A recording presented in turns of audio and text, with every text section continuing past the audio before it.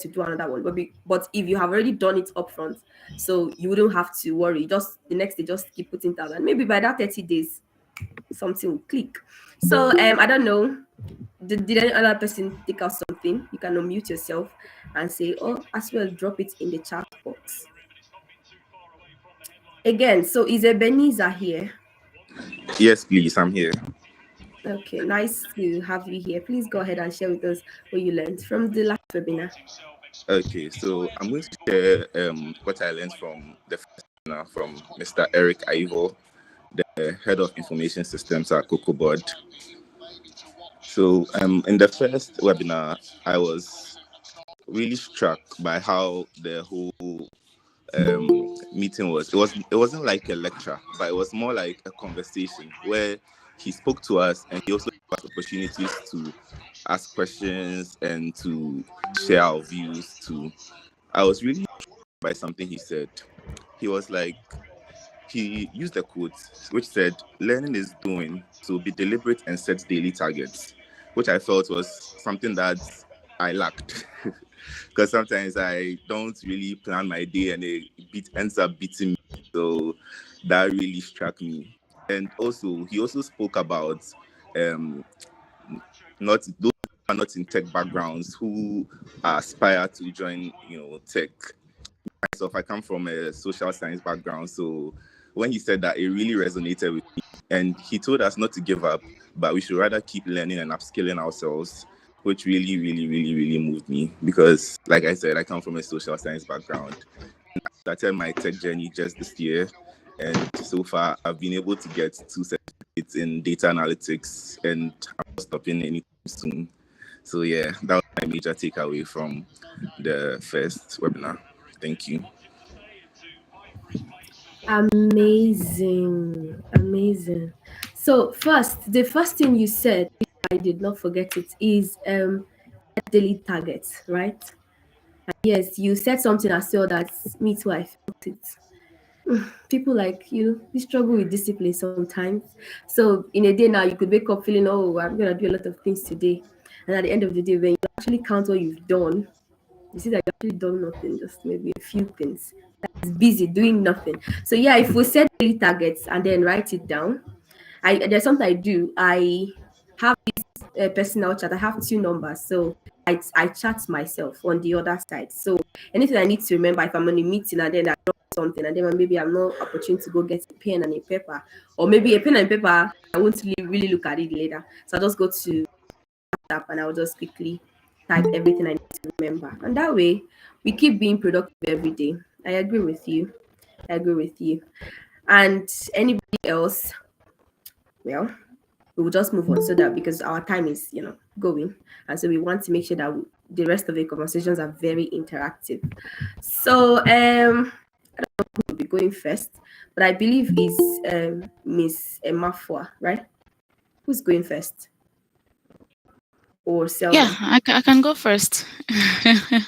Okay. Yes, since it's just 10 minutes, it's a very short presentation. Let me share my screen and okay, let me just share the entire screen. Okay, let me see, share this window. Can you let me know if it's visible? Yeah, it is. It is. Okay. Let me quickly navigate to the presentation. Still visible, right? Is it still visible? Okay. Yes. Okay. Great. But, So, but not the presentation. It's the PPT window. Yeah. So you would have to share what and reshare. yeah, let me stop sharing. Let me just share No, my on my own part, I can actually see the presentation. Let me share my entire screen. I don't want to take much of the time. I have just 1 minute, 10 minutes. Let me just share my entire screen, and then once I go to the PPT, because I want it to be in the presentation mode. So is it not in the presentation mode? Okay, great.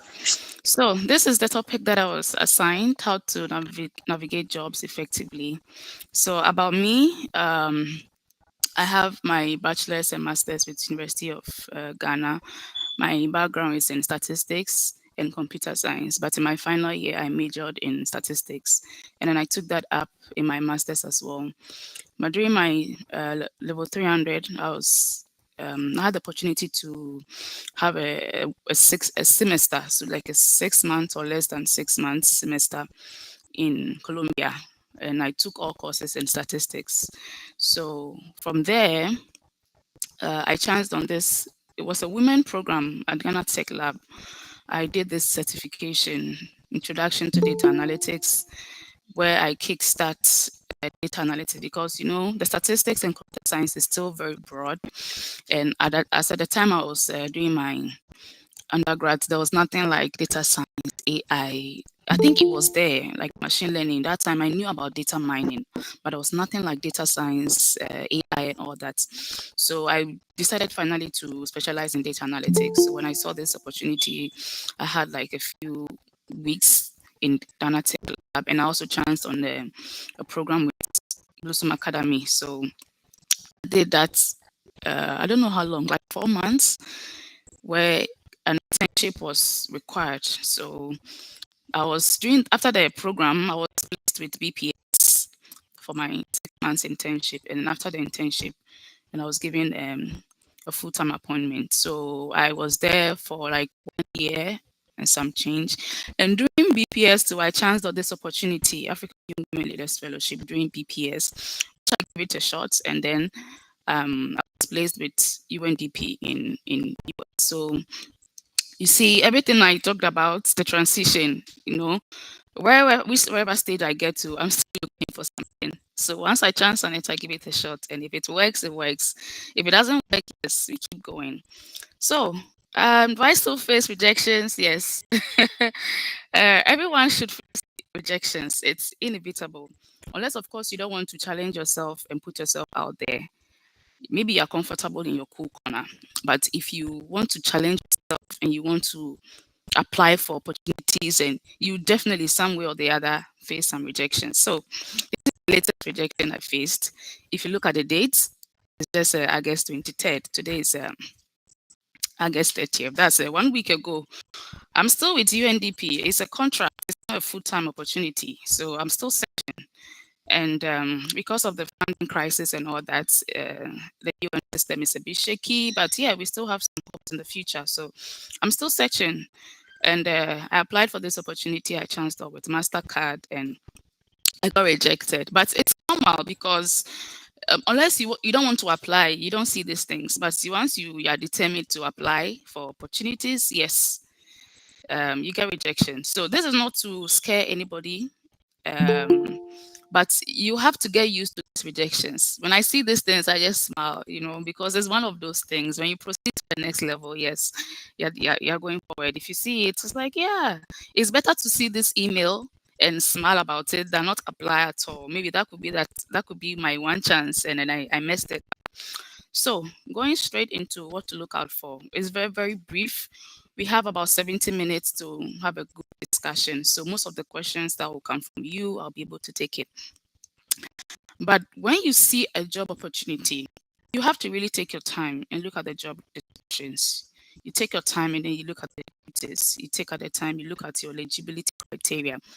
And then you read a little bit about the company's culture, because every company has their culture. They have their some culture or some soft skills that are key for them. So you can look at it later. But you really have to look at the job descriptions, the duties, eligibility, and see if you're eligible.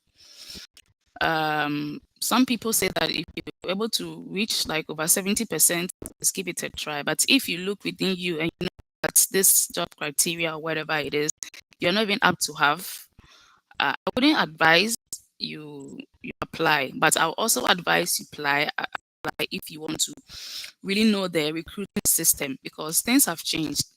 Gone are those days that we have an email on every job site.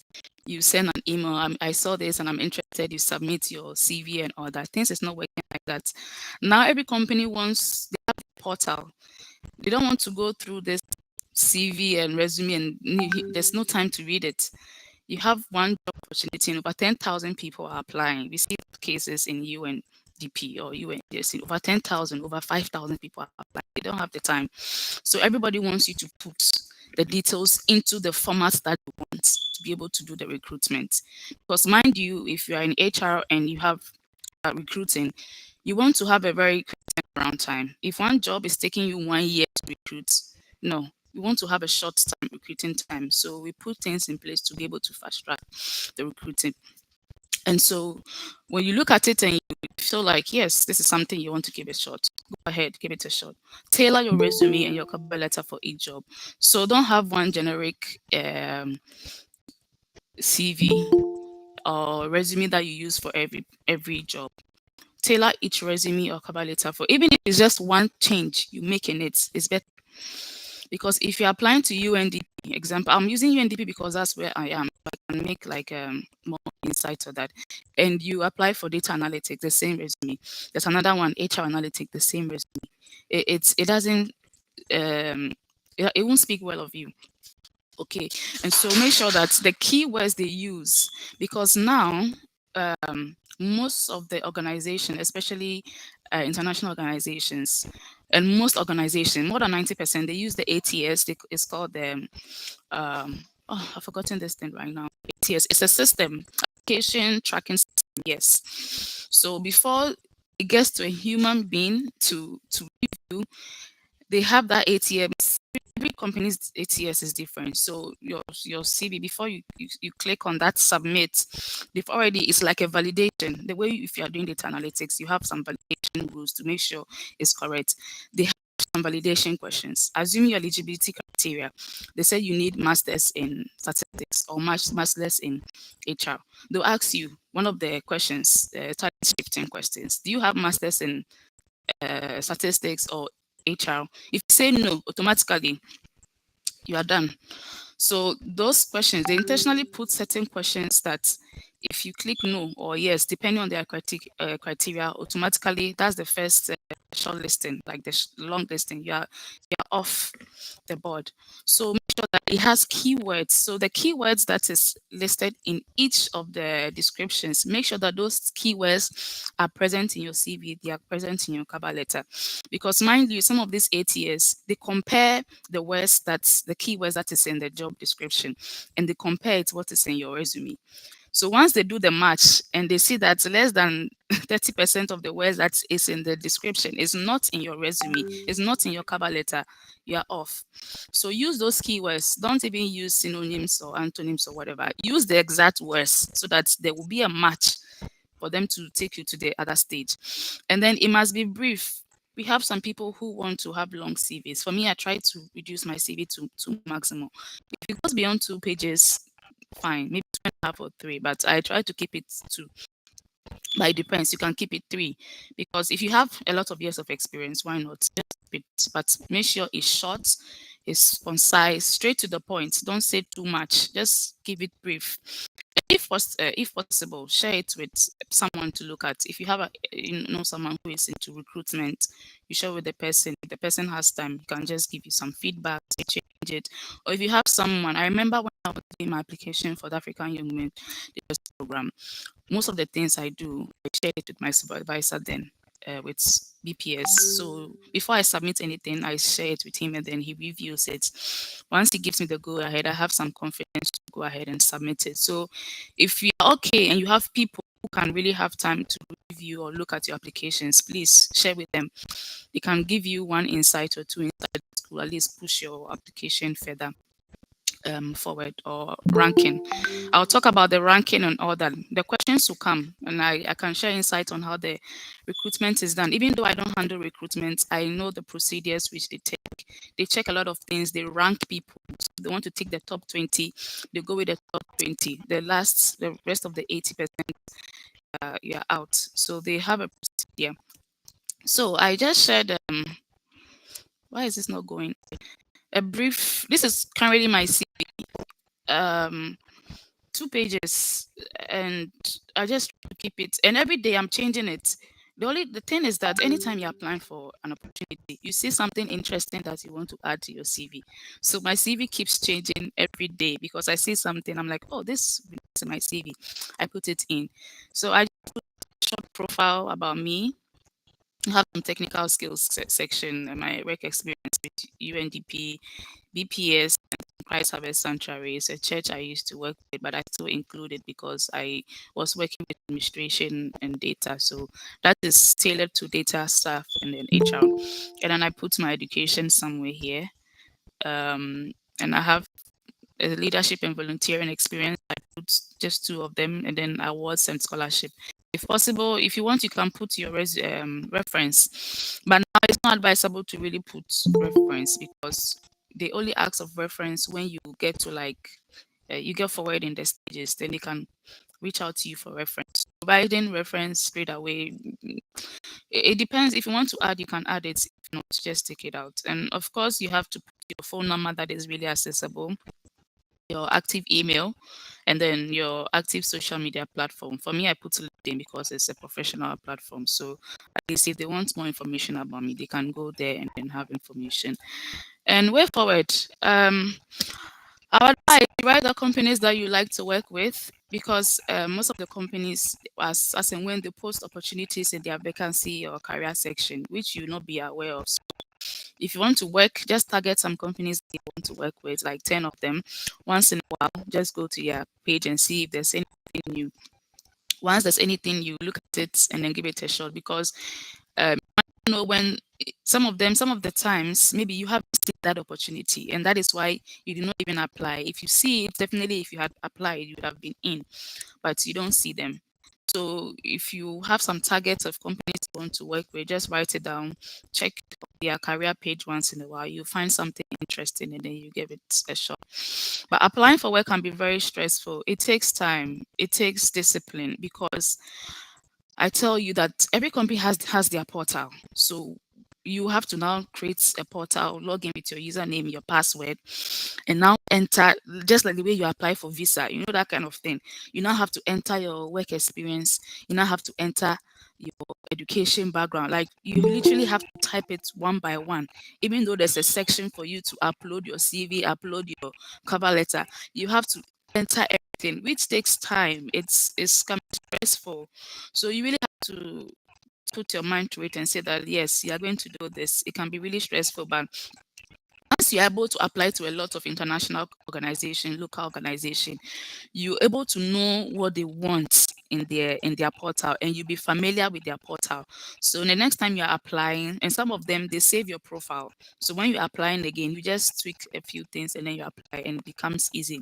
So I would just advise that just let's keep applying, and if you see that it's something you really, really want to put in the best shot, and I'll feel more comfortable and I'll feel more happy knowing that I put in my shot, like best of it, and I still didn't go through to the final. It'll be better than not applying at all, knowing that you didn't know what would happen, because I always say, using the African Young Women's Leaders Fellowship, I never knew I would be able to even work within the US system for once. That is something I did not even have in my mind, but this opportunity came and I just applied for it, and I found myself within the UN system, and I'm getting some international exposure, which will also help me build my future career. So just keep applying. It can be stressful, but put your best shot and you'll be fine. Thank you. That's my email. You can reach me out with my social media handles is MFAdria on all of it, from Twitter, LinkedIn, X, Facebook, MFAdria. You'll find me. Thank you. Oh, thank you, Emma, for that. Like literally, I felt like you covered everything that a person might want to ask on a normal. That is things to make people stand out and everything.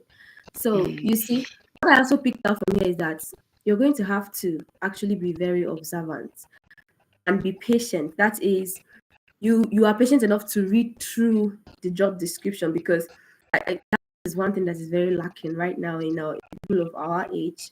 So you sometimes just want to skim through. And then what I noticed most times is that sometimes in that job description they tell you add a certain word if you have seen it right at the end to be sure that you read it through. And now their ATS system would have that word. So if you are not adding it, you're automatically being filtered away. And if you don't have an ATM system, an ATS system, their eyes, once they just don't see that word, you are gone. They're not even checking the application at all. So you're going to have patience to read through the job description and be true to yourself, to tell yourself, oh, am I fitting for this role? If I were me, would I employ myself? And stuff like that. Thank you so much, Emma. You're welcome. Thank you so much. So we're going to just go ahead to Yoda. Miss Yoda, please go ahead. Okay, thank you very much. Let me try and share my screen.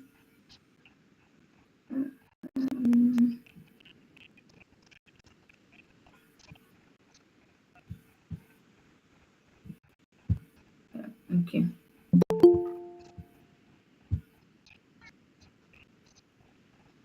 Can you please see my screen? Okay, yes, I think it's visible here. Okay, so my topic is how to prepare for a job interview. First of all, I would like to thank the organizers for this program, for such a good program, because I believe most of us or most people don't really prepare well or understand how to prepare for an interview. So I'm just here to help each and everyone.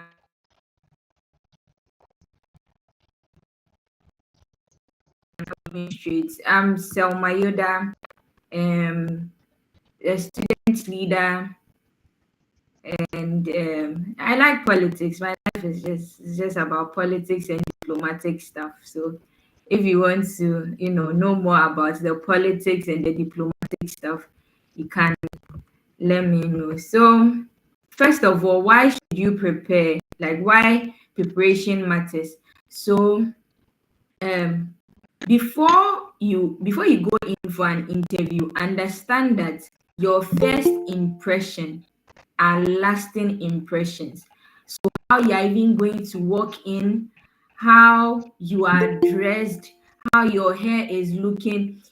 Sometimes women, you wear long wig, or if it's these wet curls, some of them will wear very huge ones, and it's beautiful, it's nice, but your first impression, it says everything. It's a lasting impression. So how you enter, how you get inside, it's something that you should look at.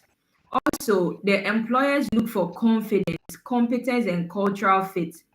You should understand that it's not something to scare you. It's not something to push you away. Even though sometimes when you enter and you see the people sitting there, they try to, do certain things to make you feel like, oh, we are scary. It's going to be a tough something. Yes, that's how they want you to feel. So that when you come and you're not ready, you're not emotionally prepared, you're not confident enough, it will show there. So be confident, competent, and cultural fit. Understand that it's going to be a conversation. It's a free thing. No stress. Don't be tensed. Relax. When you get there, just relax. No stress. Nobody's going to swallow you. So preparation reduces anxiety and boosts performance. Before you get there, prepare. Understand the company history, vision, mission, values, and all those things. Prepare. If let's say you are going for okay, so I've worked with MPA before. I worked with the monitoring and evaluation department. So if let's say you're applying to be a junior staff in the monitoring and evaluation department, first of all, understand the company history, how they even got the monitoring and evaluation department and all that, understand their values, understand their mission before you get there, because preparation, it reduces anxiety. As you are prepared and you get there, I mean, I know what I'm coming to do. I understand the job. I understand so you won't be tensed, you won't be scared, because you know that you're well prepared. Learn about their products, services, recent news. So you, as you are preparing, you get to know, okay, this is what exactly they do. If it's an international organization, you understand that, okay, this is what they do, this is their background, this is what they seek to do. What products and services do they give?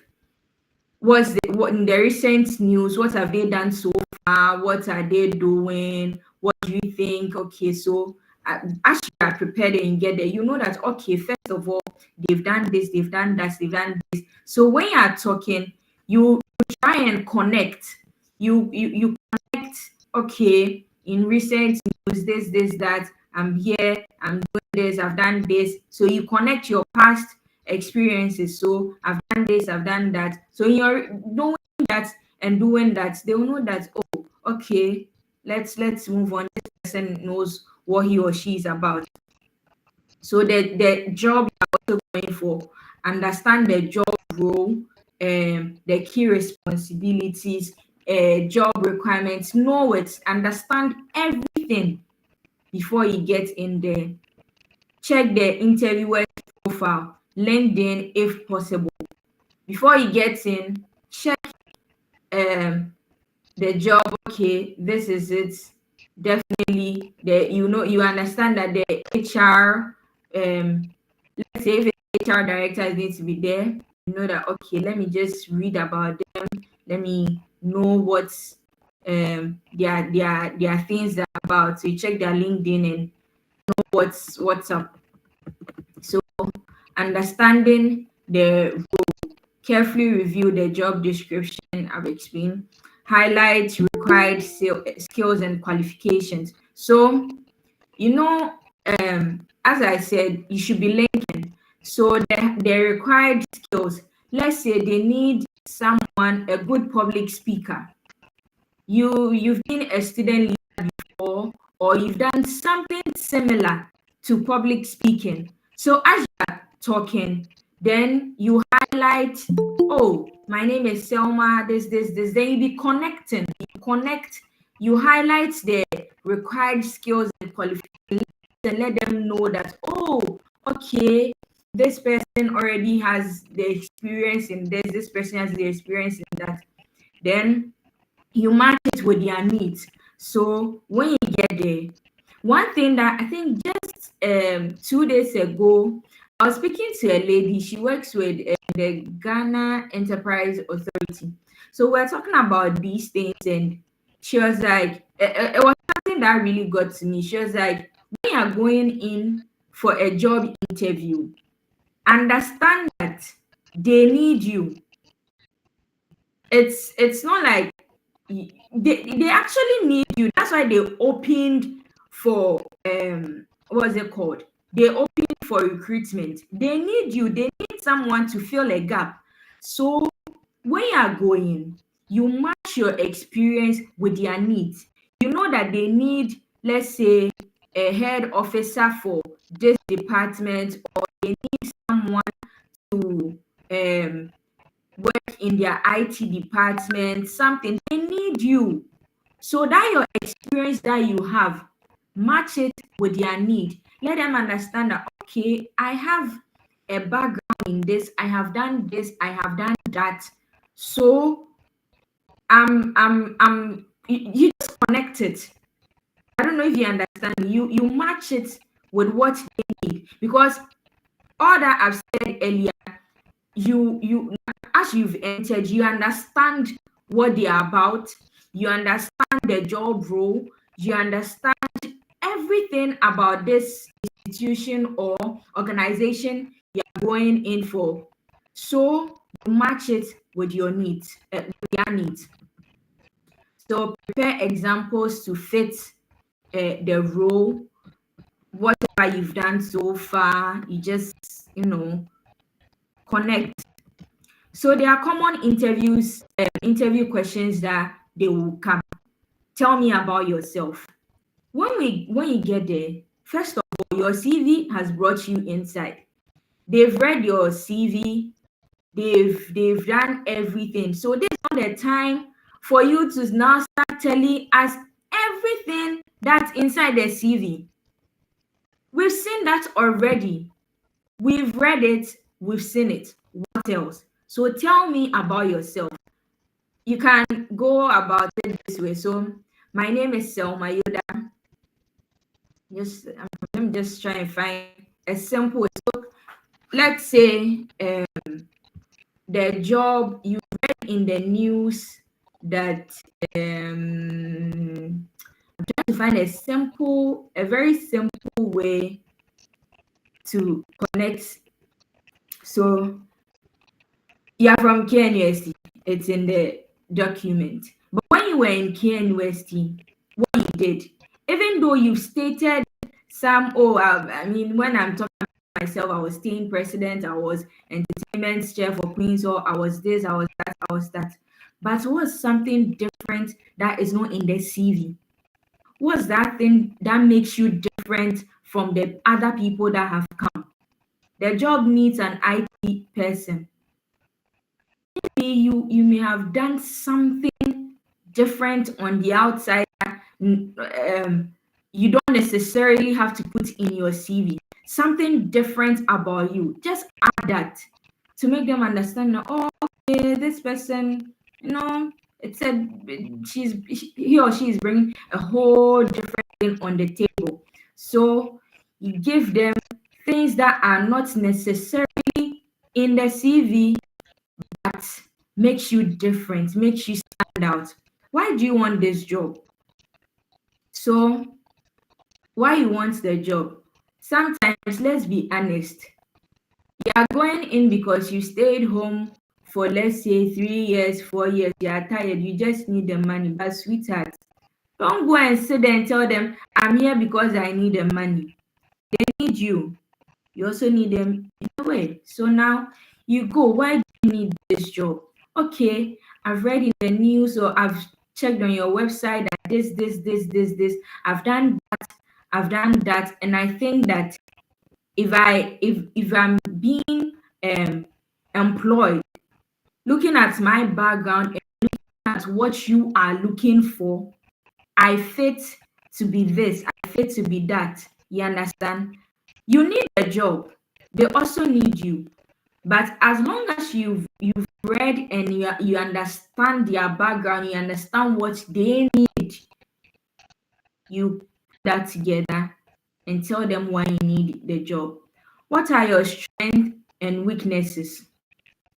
Your strength, sometimes what really worries people is their weaknesses, because they will get there and go and tell them, oh, my weaknesses, sometimes I'm not able to work with people, blah blah blah. You say things that, I mean, it's necessary, but not really necessary. Sometimes you need to lie. It's a white lie by Aristotle. It's a good lie. It's not a bad lie. It's a good lie. So let's say you started working yourself when it comes to working with people. So you connect. Let's say in my previous job, I realized this, and even before I left, I was able to do this about it. So before, I wasn't able to work with people, but gradually I've been able to work with people, and so far I can say that I am 100. No, you're not 100% there. Yeah, 50-60% get, like, sometimes you know yourself, you know that you are not really there, but the white lie is necessary, is very necessary. You understand? So you tell them about your strength, then the weaknesses, you link it, you let them, make it look like, okay, so you are indeed working on yourself. you're indeed working, you've realized your weaknesses, and you're indeed working on yourself. Where do you see yourself in the next 5 years? So in the next 5 years, yeah, let's also understand this. When they ask you where you see yourself in the next 5 years, because you are going to work with them, let them understand that you're not building just yourself, but you're going to build a company, you're going to build the institution, you're going to build the organization. So you're not building just yourself, you're building yourself and the job. So where do you see yourself in the next 5 years? In the next 5 years, I would probably let's say with this job, we would have grown from this stage to the next stage. Personally, I would have built a good network for this organization. Like, let them feel like, okay, so you are not here, you are not selfish. First of all, you are here for everyone. You are here for the organization, the institution, or whatsoever it is. You let them know that, okay, so okay, you see, they will just be nodding. They'll be happy because you've made them understand that, okay, it's not just about you, it's about you and the job. It's about you and the organization, where you see yourself and the organization in the next 5 years. Because they will ask you, and it will shock you that they are just tricking you to know that if indeed you're not just thinking about yourself, you're thinking about the institution as a whole. So they can ask you, describe a challenge you face and how to overcome it. You find a certain challenge maybe you faced some time back, you talk about it, describe it, how it came about and how you overcame it. Don't go and talk plenty, don't go and waste words, don't go and waste plenty English, big English. I have done the no.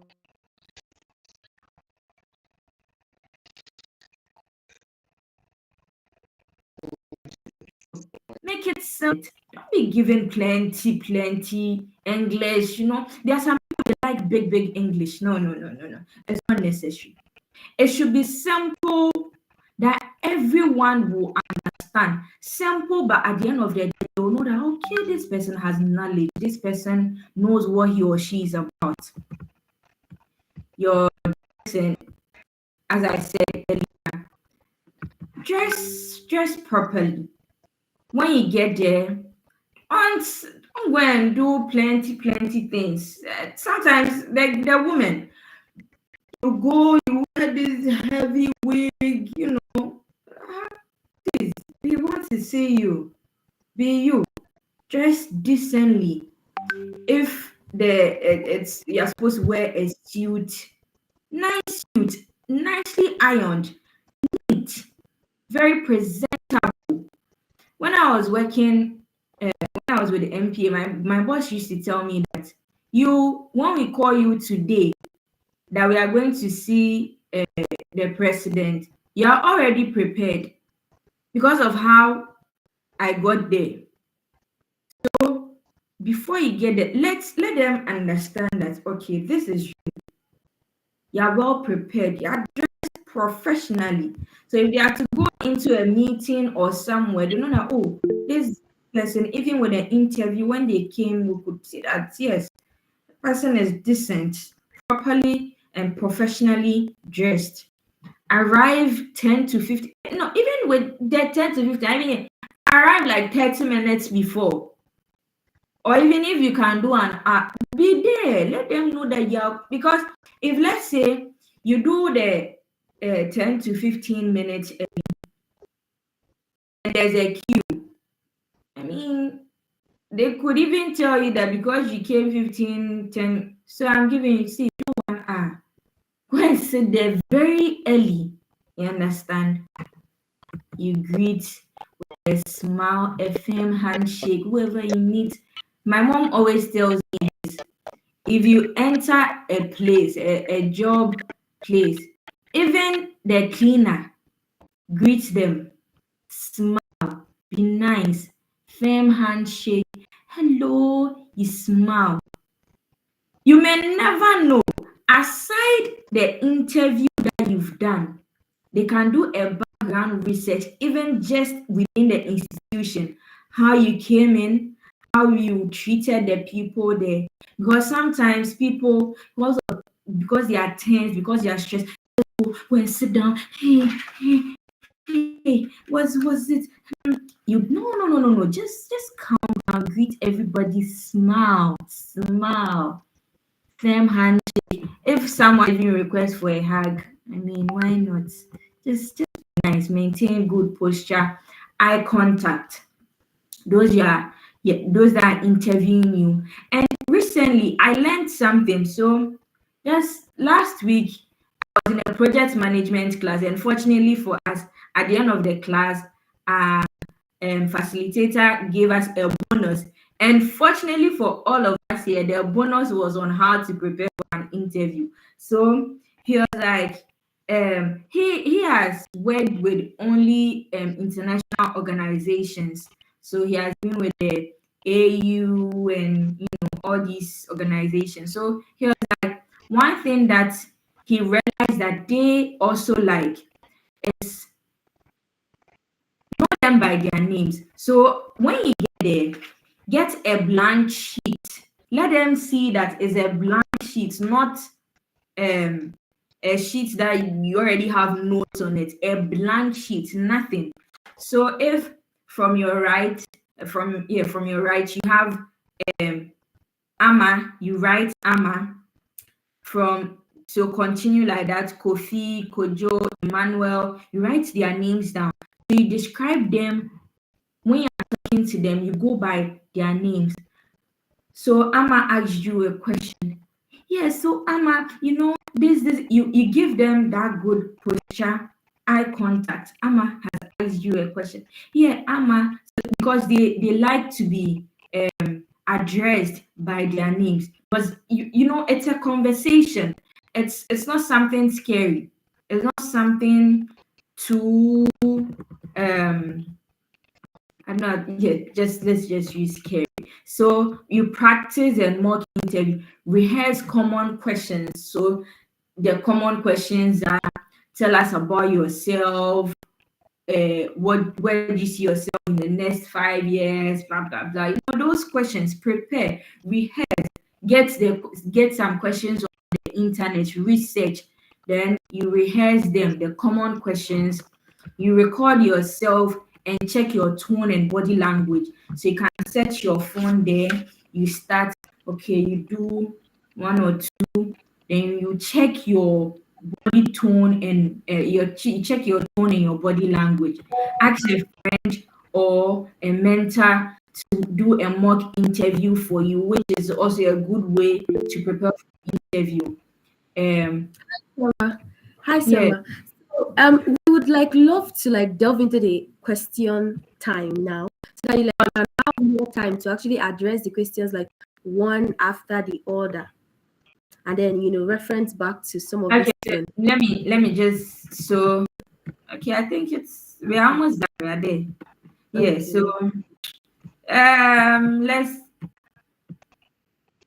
so what you bring, your CV, a blank sheet. I think these things we've talked about it.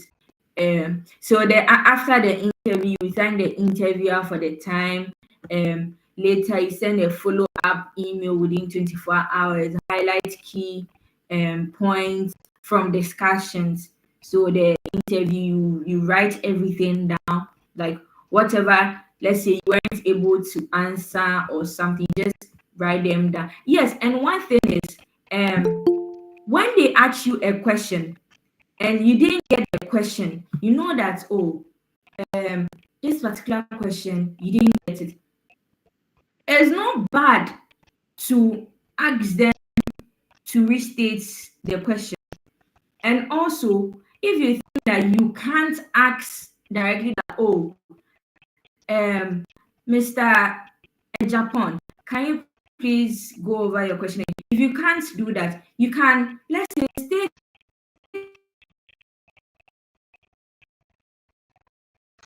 a different, like in a this. If that is not the question, they will state the question again clearly for you. Then after you reaffirm your interest, that's like you've left your interest in the role. So takeaways: research plus practice, confidence, show enthusiasm and professionalism, be authentic and highlight your unique value. Every interview is also a learning opportunity. It's a conversation. It's not something to scare you away. Yeah, I think we can end here and take the question and answers, and the conversation will go on from there. Thank you very much. Wow, thank you, Selma. That was really power packed. You see? Wow. And everybody enjoyed it, likewise myself. So we would love to delve into the parts where everybody gets to talk just about anyone. I'm already seeing hands up in the air. So I don't know. So let's go back. Like Edwin, the question you have, is it for if this question if it's true or false, you can put up your hand to just tell me. So the question you have, is it already for Selma or for the first person, that is Emma? Edwin, can you hear me? Okay, so no problem. So by the way, so we're going to go back to Dua, Emma, Efa. Sorry. So I'm just curious. I'm just curious, yeah. Sometimes when you talk about CVs, when you tell people about CVs, you teach them how to get their CVs on point. They tell you to give them a template. Do they really need a template? Are the people listening now really need a template to have the best of CVs? Like that CV you just showed now. Do they really need to have that your template CV to have the best of CV? We have a lot of templates. There are a lot, but for some reason I've been stuck with this. I've not changed this template for like so many years because I feel like it's easy and everything is just straight to the point. I don't want to add colors or whatever. It depends. CV is CV, resume is resume. You just have to stick. You don't have to even stick to one template. Just choose the one that you feel like is appealing to you, and you just go by it. I'm just comfortable with the template that I use, and I've not changed it for a very long time. Okay, so just on the same matter, you talked about 8 years, right? So 8 years, what kind of CVs does it recognize? What to be in this CV in terms of the keywords, the things that are in what people are looking for? How do we get to know what should be in these CVs? You mean the ATS system? Yes. Okay, so yes, the ATM system, what it does is it's kind of like a way of shortlisting. Mm-hmm. Yes, I'm sure they use an AI. Every company's ATS system is different. So what it does is that once you click on the submit, I remember I think I still do that. Before I click on the submit, I pray. But it's not only about the prayer. But maybe the prayer can do some magic. I don't know. But I still pray before submitting. But the thing is, once you click on the submit, it's an AI thing in the background. So automatically. Yes. So what my question is what are the things that would help our CV not to be screened out by this ATS? What are the keywords that should be? So the keywords in the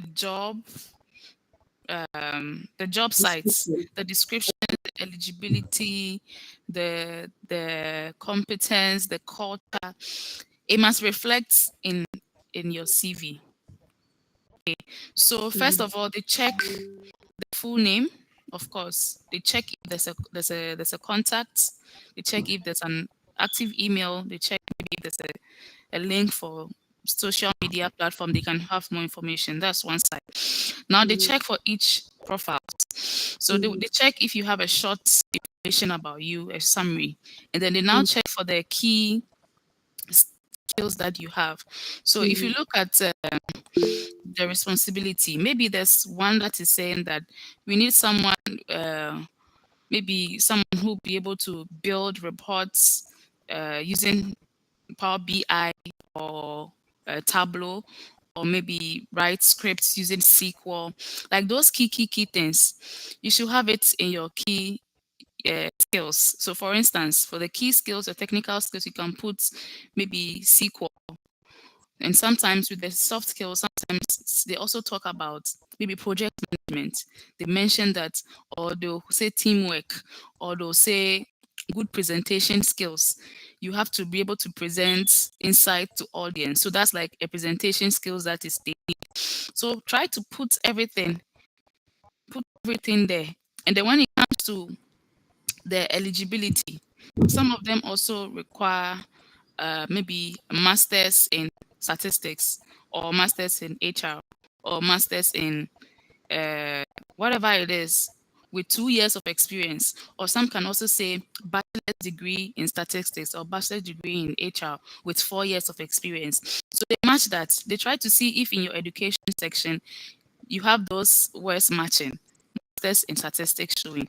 And then if it is masters, they are now looking out for the years of experience. They now go to your working experience and see if the experience there is matching up to the 2 years or matching up to the 4 years, depending on whether you put masters or bachelors in your education section. And then they check the fonts. You don't have to use a very complicated font, those design that yes, just use a simple. I stick to time how do you call it? Times, yes, I stick to that. That's what I use. And also they check the alignment. But I know the ATS, mostly what they focus is meeting the criteria, the minimum. We have the criteria that they need. That one is not negotiable. We have the desirable criteria. Desirable criteria comes in when we have so many people applying that a lot of people have met the minimum criteria. So now they use the desirable criteria to further shortlist people. But make sure that whether desirable or minimum or everything, capture at least a bit of them in your CV. So that when it goes through the system, desirable criteria, if it is project management, some of the jobs that I apply to, even data analytics, they require project management skills. They require presentation skills.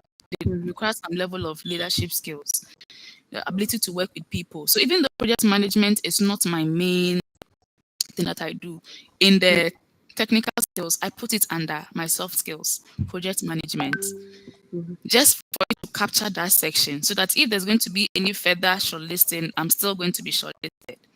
Oh, nice. So I see Etsy's hands up. Etsy, what's the question? Etsy, salon. Yeah. Please go ahead. Yeah. Okay. So Etchi. The name is Etchi, right? I know you use phonics. So my question is. No, I'm just not. I'm Nigerian. Of course.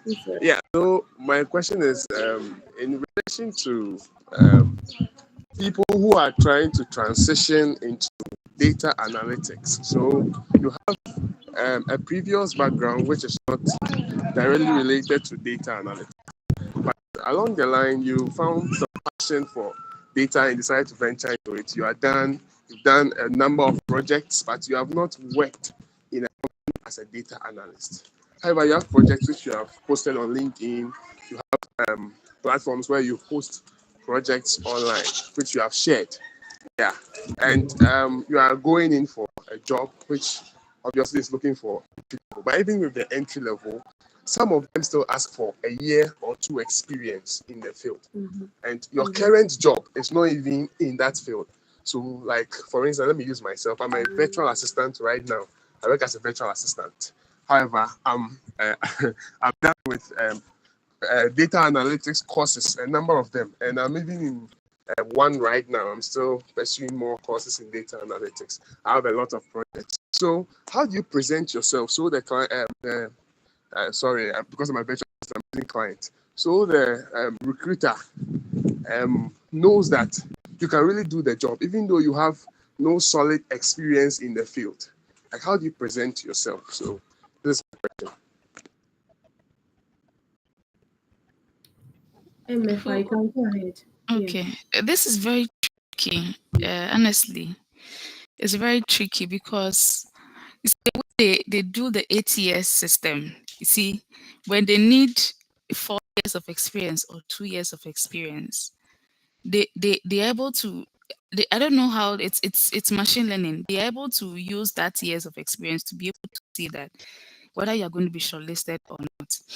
But my advice I can give to you is that your projects that you are working on, please include them in your CV, and include the links to those like the way you have the link to maybe your LinkedIn or whatever it is. Put the links, projects that you have taken in data analytics. Put all the certifications. I have a section for certificates. Put in the certificate section all the data analytics certifications that you have taken.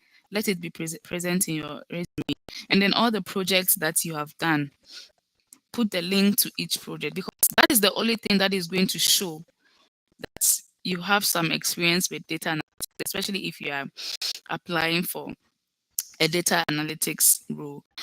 But the only thing that it's still in a way, not to discourage you, puts you in a disadvantage, because even when they say entry level, that requires just 1 year of experience. People with over 10 years of experience are also applying.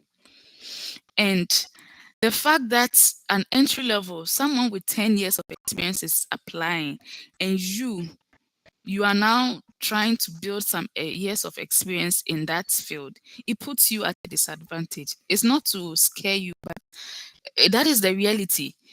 So even some of us, I'm saying some of us because I sometimes I also put myself in entry level or mid level. You apply for jobs, and someone with 10 years of experience is also applying, and you with 2 years of experience, you have met the minimum criteria that they are asking for 2 years of experience. But they do the ranking and they put that person on first, and they put you somewhere on the second or third or fourth, depending on the years of the experience. And they need only 1 or 2 people to fill that job.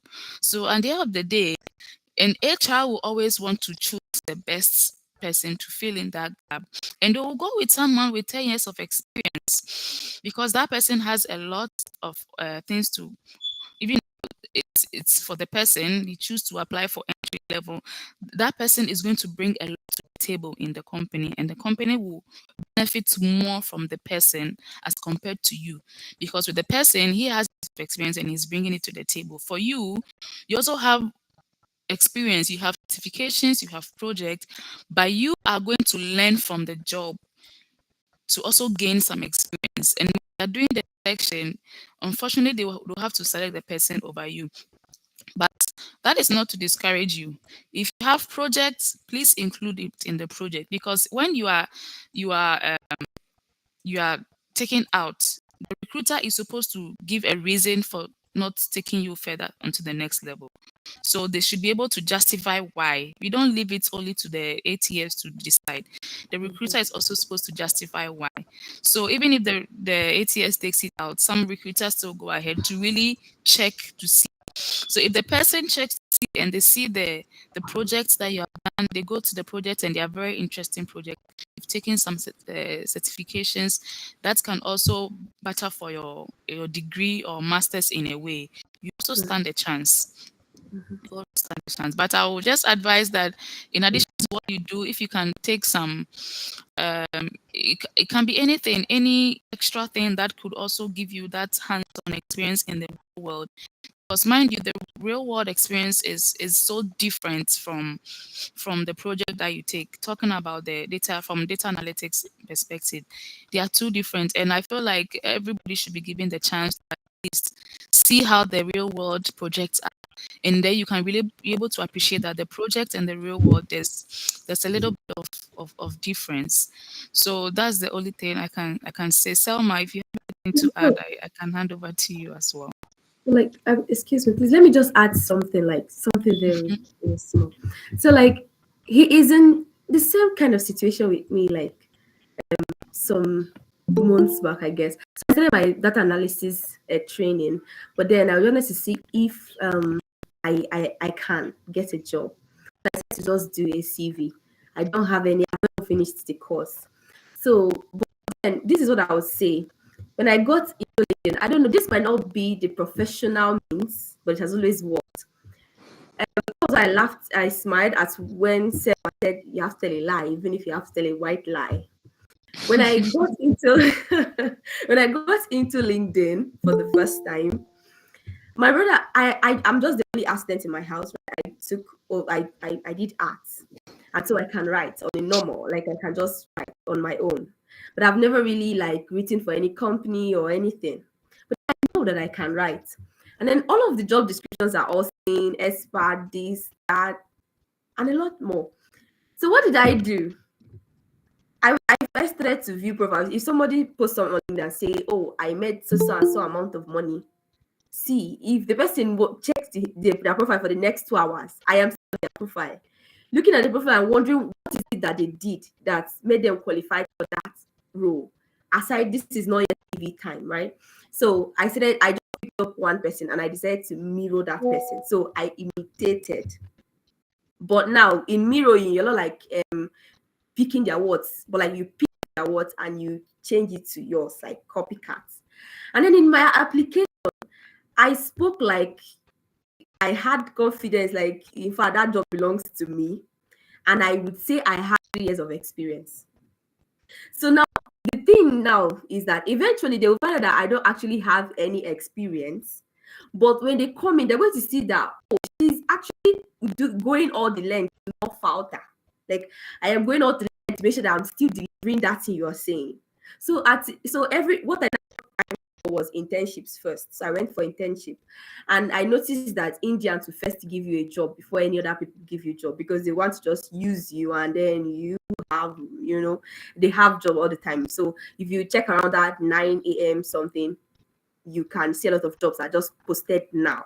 So when you now apply to the jobs that are like recent with your CV that is sounding like you are the king of kings with all the, I mean, a lot of confidence. You can do this. You have done it and you can do it. So just carry the confidence everywhere you're going and everything you're saying, and just add the white lie, and they're going to give you the job, and then you're going to deliver the job, and you get another one. So yeah, so that's something I just wanted to add. So I don't know. Everybody wants an expert, as if those experts never had a base or something. And so what are we going to do now? What are we going to do? We'll have to like look for the like expert at least. So like that's what I wanted to ask. So Selma, please, you can go ahead. I think you've basically said what I was going to say. Honestly, just build the confidence, do your research, understand everything. If someone has 10 years of experience and you only have one, or you have just two, come in confidently. Let them feel like you know what you are doing. You are the boss in there. Like what is giving this person confidence? Yes, not arrogant. Don't let your confidence be like you are being arrogant. No, just prepare everything. Let them know that even if you're not prepared up to that person's 10 years, where you've reached and where your target is, where you are heading towards, you will go and pass that person. The person's 10 years will be your just 3 years. You understand? So just be confident and prepare well. Understand everything you're going into and you'll be fine. So Selom, Eche, please, like let's see what Priscilla has to say before we revert back to you. So Priscilla, your hand has been up in the air, please. Go ahead. Hi. Thank you so much for the informative session. I especially like when you talked about the rejection part, which is normal for the application process. I have 2 questions each for Selma and Emefa. My first 2 questions goes to Emefa. So first of all, is it advisable to use AI to tailor your resume for a job? This is my first question. I was going to ask that. Yeah. Please go ahead. It's Okay. I It's didn't submit it. advisable. That's all. It's just an aid. It's Excellent. just an aid. It's an aid, but don't rely too much on it, because in ChatGPT, for instance, whatever you feed it, it generates everything around it. And sometimes I feel like what I'm even asking it to do is not able to do it because it's just based on what I've given it.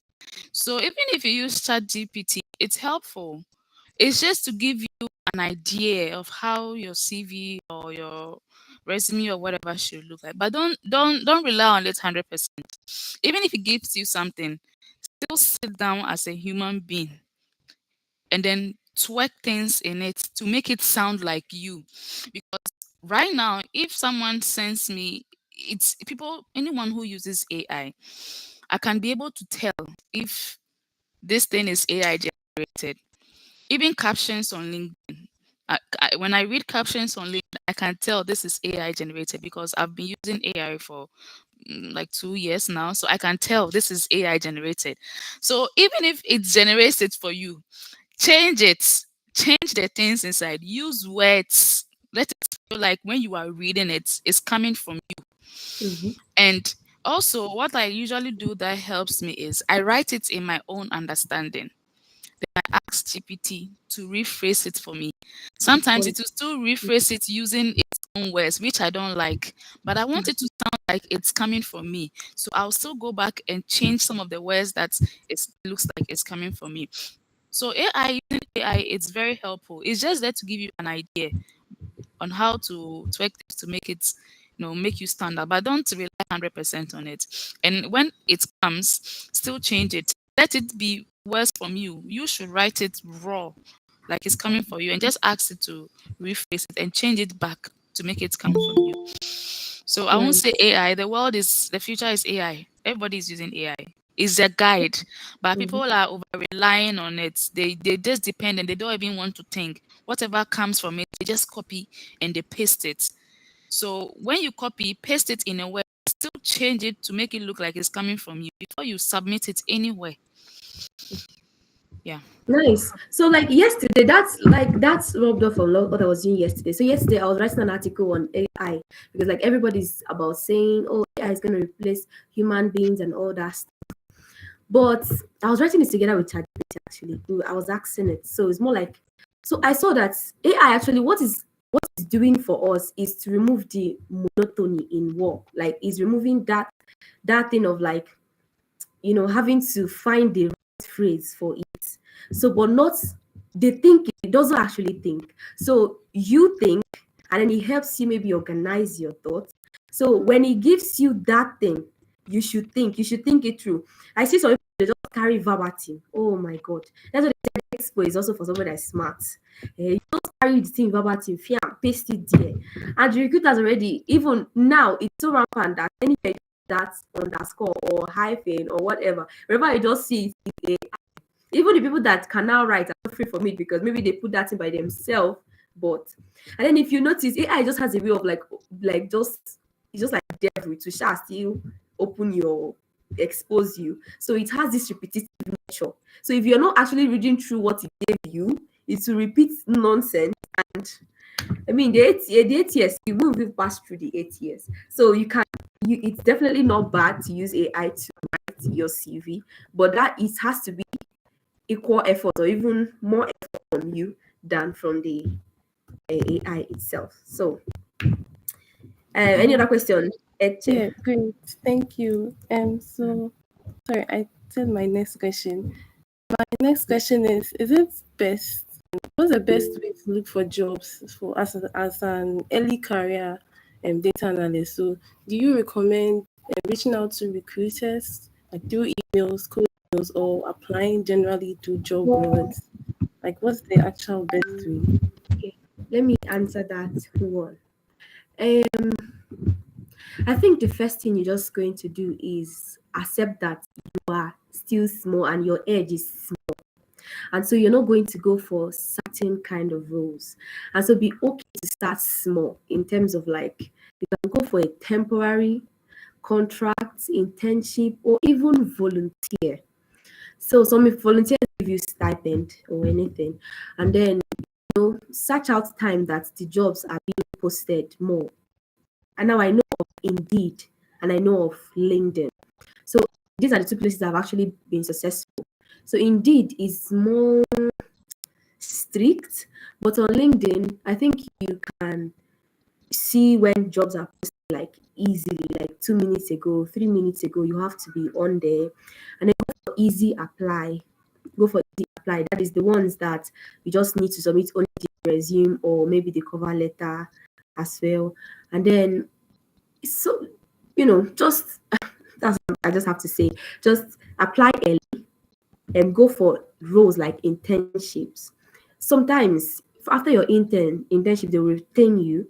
That is depending on your performance, and you increase your rate. And sometimes it will actually give you the one of the biggest knowledge you would have to even get the next high-paying job.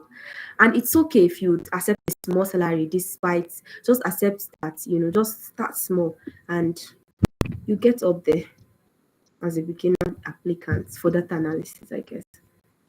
Okay, so I'm happy that I asked your question. Eche, do you still have another question before we go over to Yeah, my question was that I was going to ask about the AI, using AI to tailor your resume and cover letter, and all, but I think it's answered. So Hafsha, do you have a question? Your hands is up in the air. Hello, good afternoon. I hope you can hear me. Yeah, I can hear you. Thank you so much for the enlightenment so far. So my question is, during a job interview, if you're asked a question and you have no idea, you don't know anything about it, how do you tackle it? How do you go about it? Miss Yoda, do you want to go ahead with that answer? I think that's Yeah. So, Miss Hafsa, it's not a bad thing for you not to know something. You shouldn't know everything in this world. It's not a bad thing not to know. But at least if you have any idea about it, please try and answer it. But if you don't have any idea, you know that this particular question you don't know, you can just let them know that, oh, for this you don't know much about it and you are willing to learn. You go and do your research after, so that they'll know that, okay, yes, you don't know, but you are willing to know, and you do your research after. Thank you. Oh, nice. So Priscilla, Hafsa, is your question answered? Yes, thank you. Good to know. So Priscilla, please go ahead. Yes, this one is for Selma. Mhm. I want to know how do you really get to know a company's culture? Sometimes there are ways that you can ask them, questions you can ask in the interview, or do you reach out to employees that are already working there? What's the actual best way to know a company's culture? Okay, so Miss Priscilla, you can it's best to do your research. It's best to understand where you are going to. So even if you maybe you may not know anyone there, so you can't just be going about asking them your company culture and all that. If you follow their posts, their reactions on social media, their website, and all that, you understand who they are, what they do, their culture. If you check, you understand from how they react, their responses on social media and all that. You understand everything. And if you also know someone inside, I mean, it's a bonus. You can ask the person one or two things about how things work inside there. But if you don't know anyone, just check their social media and all that. You'll be fine. Please, are you okay? Yeah, thank you very much. Okay. So Sorry, quick one. Please let me grab my charger for my laptop. So just a few seconds. no problem. Anne, the question you have is it for Selma, or you can just go ahead and ask. Yes, I can go ahead and ask. Okay, go ahead. Okay, thank you very much. My name is Thank you for the opportunity. I'm from Ivory Coast. Okay, I've Oh, always dreamt about working in an international organization like UNDP. Yes, and one of the main questions I'm asking myself is, what are the main qualities for someone that has that ambition? What are the main qualities we have to bear in order to succeed in an international career? Thank you very much. okay. Is there somebody else that wants to answer before like maybe chip in something? Okay, if there is nobody, then let me answer. So the international system. So from the little I know, as someone who also aspires to be an international actor in the system, right? To work in the international system, you cannot be a one-liner. You don't like one-liners. So let's say maybe you did international relation. They want you to know another language because you want to work in that country. They want you to be versatile in your skills. So that is, you're going to have the cognitive skills, you're going to have the okay. So you are going to have the quantitative, I guess, that is depending on what aspect, that is maybe the task that requires computation or something. And you have to also have the verbal, the communication skills. So you just broaden your skill. Maybe in your um, bachelor degree you did international relations, and maybe in your next, maybe you want to do international business, and then maybe your PhD you now want to do communications in international system. I don't know, but various. I remember MFA, you work with NDP, right? So like that's an international system kind of position. So if you go ahead and also add something to our question or provide answer. Okay, so just to repeat, if I got the question, she's talking about the qualities one should have to be able to work in these systems. Oh, with qualities. All these UN agencies, each of them have their core competences and they have the culture. When you go to their websites, they have things that each organization stand for. Using UNDP, for instance, one of the things they really look out for is someone who is professional. They really look at professionalism. Yes. And someone who is able to work with diverse teams. So one thing they look at. These are qualities that they look out. Someone who is who has a very good communication skills, because you'll be in an office and your team members are coming from different countries, and the way they do their things is different from your country. So you should be someone who can actually relate to other people, understand their culture, each country's culture or your team's culture, understand how they do their things, and be able to simulate and just, get into it. So that's also something they look out for. But aside that, if you already have background in international relations, and because it's cut across, even if you are working in energy, you can still work with UNDP because they partner with the country offices and have some projects which they depending on the SDGs. So every background you can still work with UNDP. It depends on which area your specialization, in addition to the culture, the core competences. You should be fine. You should be fine. So those are it for me. And of course, you have to apply to get in, but with the qualities, the core competences, and the culture, that is also something they look out for. And when they post the job opportunities, they state it clearly and they have links to them. So you can just click on the link. It takes you to where the core competences, the culture, and everything. So once you are preparing for the application, you have all those things in mind and you try to add it in your resume handout. Okay, nice. And did that answer your question? Yes, thank you very much. Thank you. Okay, so I saw another hand up in the air, right? Uh, please go ahead. So thank you.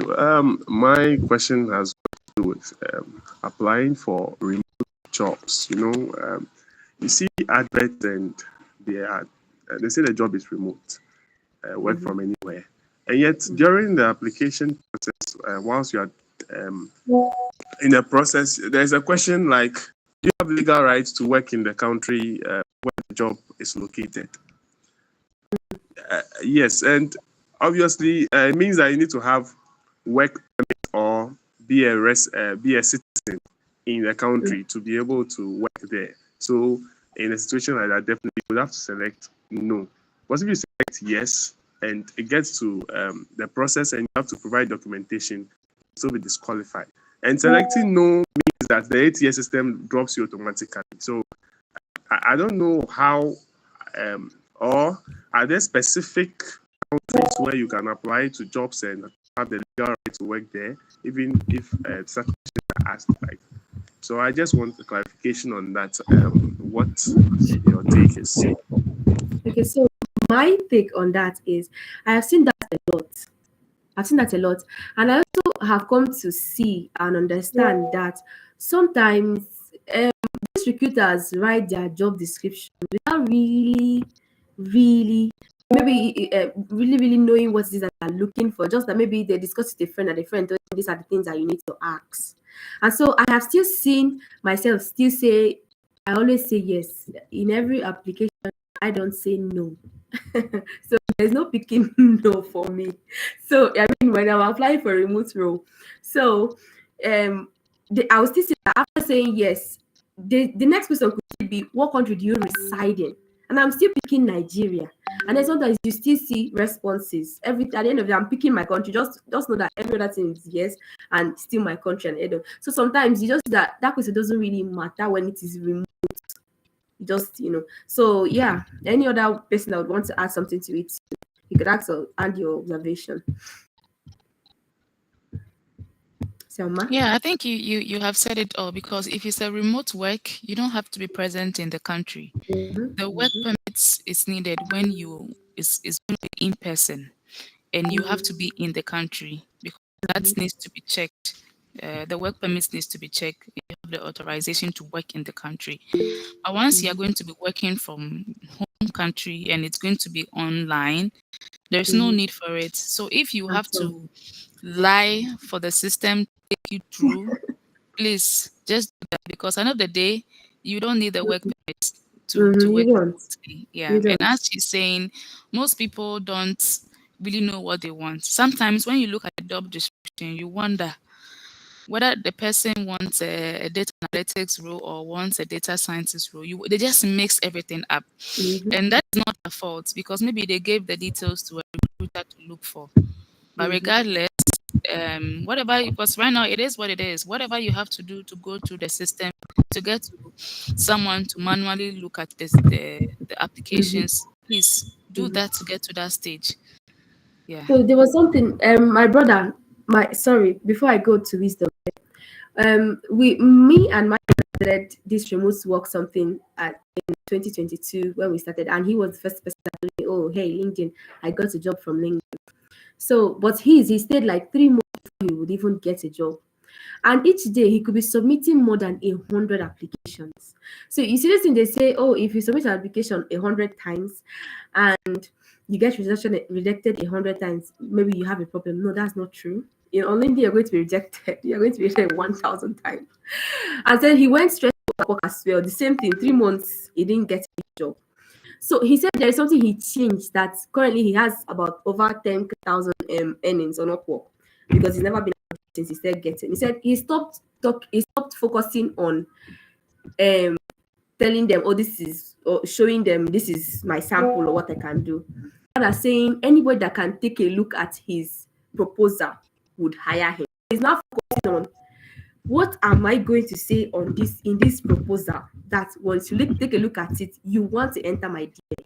So that's exactly what MFI is saying now. So whatever will take you through that system is what is your focus. But then knowing fully well that you have to be prepared that you are equal to the tax. Whenever they give you that chance, you're going to fall, and then you're going to I don't know.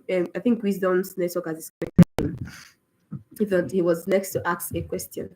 So we're going to start to round up. If you also have more questions, please share your questions as well. Is there still someone, or we should just like wait a little for Wisdom? And then we have a form, right? That is, if you want more information, that is, you want mentorship and someone to hold you by the hand and actually lead you whenever you want to apply for a role and you feel like, oh, this is it that happened. Okay, I need somebody to quickly say, what do you think I did wrong here? Then I think you should fill this form. Please go to the chat room. I'm going to just drop it there. Where's the way to that chat room again? Okay, MF, please go ahead. You have something to say. While I drop Yeah, since there's no other question, I want to ask a question. I also have some questions for Salma. So with your presentation, you mentioned about people on the panel. Do you get to know who you're going to meet on the panel? Because right now, I know aside the in-person interview, we have the self-recorded interview and we have the online interviews. So I know with the self-recorded interviews, they ask the question, when you're ready to answer, you hit the recording button, you record it and you submit and it goes to them. But they usually do the self-recorded interview before the online interview and maybe finally the in-person interview. So do you by chance and in person know who you're going to meet on the panel? The second question is, when you're done with the interview and you send a follow-up, what exactly are you sending follow-up? Maybe you thank them for the interviews and then reaffirm your interest in it. What do you follow up with? Because I saw that in your presentation, like sending the follow-up on the interview. So if you throw more light on that, I would really appreciate it. Thank you. Welcome. Thank you too. So knowing the people on board, there are some instances where you might get to know, but if you don't know let's say you don't know the people there, but you understand the background of the institution and you know that, okay, so when they mention their names, let's say doctor this, lawyer this. So you can be smart about it and let's say I'm a doctor, I'm a lawyer. You can use that. If not at all, you just focus on the company or organization, their background, and just forget about the people. Not forget about the people, but not like target them. With them, you can just address them by their names to make them feel, Then the next one was on the follow-up, sending follow-up emails after the interview. Yes. So the follow-up is just thanking them, letting them know that like you're available, like just to let them know that you're really interested in what's the job until.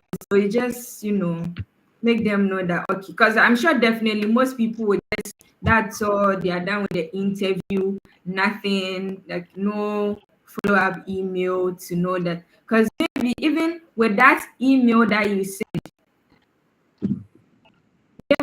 they might not even have you like as part of their preferred people, but because like you sent another email after, it will let them know that, oh, like this person has really meant their job. Like this person really has, like, this person understands it and wants to give us something. You understand? Yes. So it's just to let them know. So Okay, I thank see, you I very see much. Wisdom.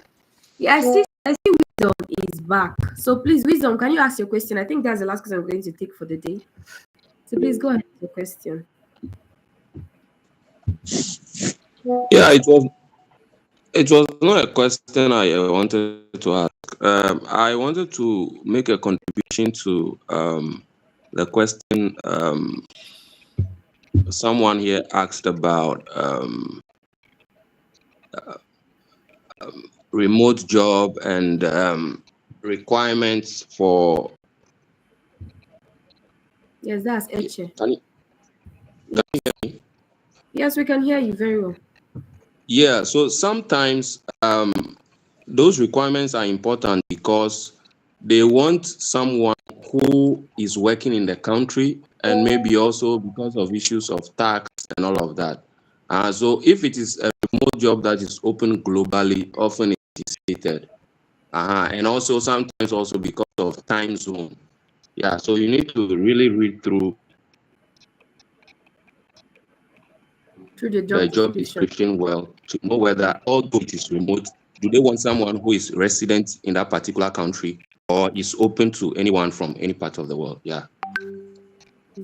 And usually on LinkedIn, you're going to see like when there's a particular country they opened it to, they will usually highlight that, except like you really overlook. And then finally, Derek. Let me just add this one. So sometimes now in our resume or CV we say, "Oh, I am very organizational." As you said, you're very organizational and pay attention to details. Your CV is not going to have, what is it called, typos and errors, because that would just immediately disqualify you and everything in that CV. You say I pay attention to details and you don't see those ones. Yeah, so Derek, please go ahead. Hello, good afternoon. Am I audible? Yes, you are.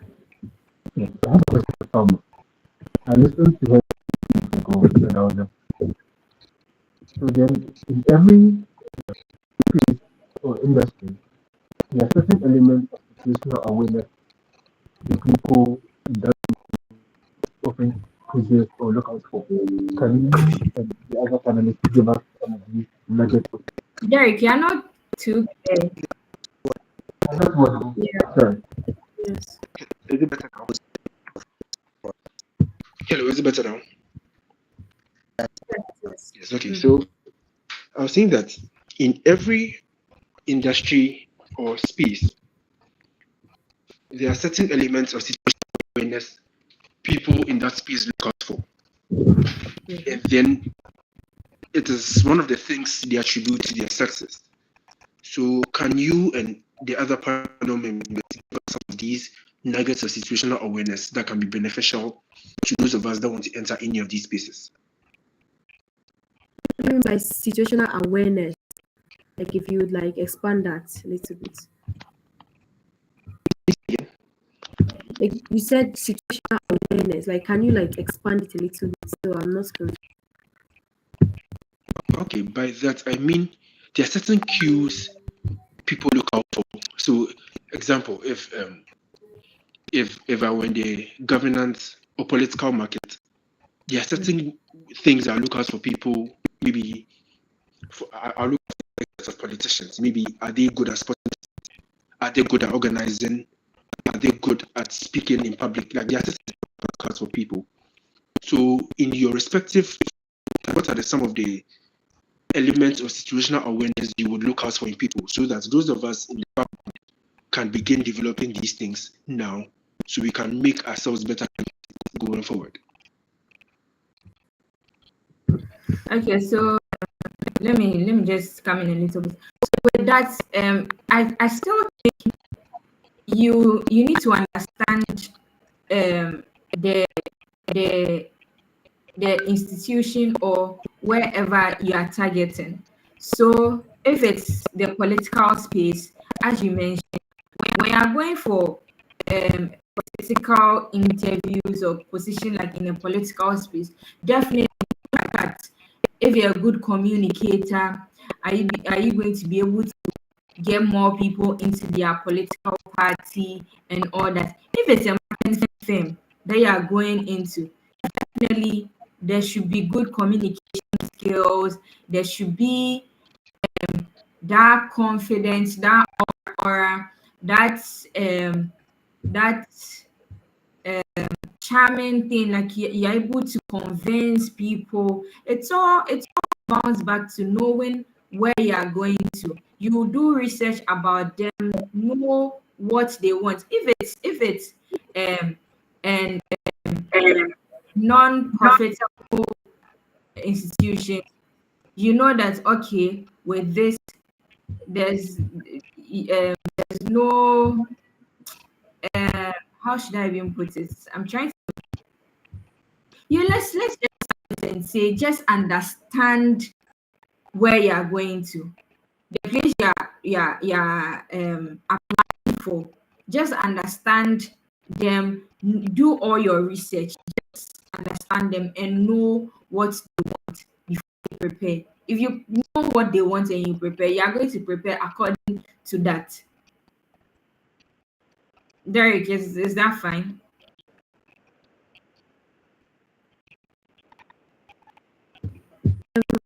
I don't know if that answered this question as well. Derek, please tell us, does that answer your question? Or I can just add something. Oh, okay. Thank you. So finally, we're coming to the end of it, and so just finally, so when I was speaking to my friend, the people that run physical interview, he said, sometimes all they just need, they don't even need your portfolio, they just need to see your CV. When they're interviewing you, they would know whether you are as experienced as you claim, or you actually know. Just wants one answer, and maybe that marketing, he says, okay, if we want to introduce a new drug to this country, what should we do? So he's just looking for one thing. If in every answer you give him, and then you not mention the fact that you're going to have to look at their population first, he's not giving you the job. So yeah, if that is also what what you just have to do now is to like go in, do the research, delve deep, and get that part sorted out for, so that you know the possible questions and the pinpointed answers that you could give, and that will satisfy the recruiter at once. So if you still have your hand in it, very, very fast, so that we can come and put an end to today's session.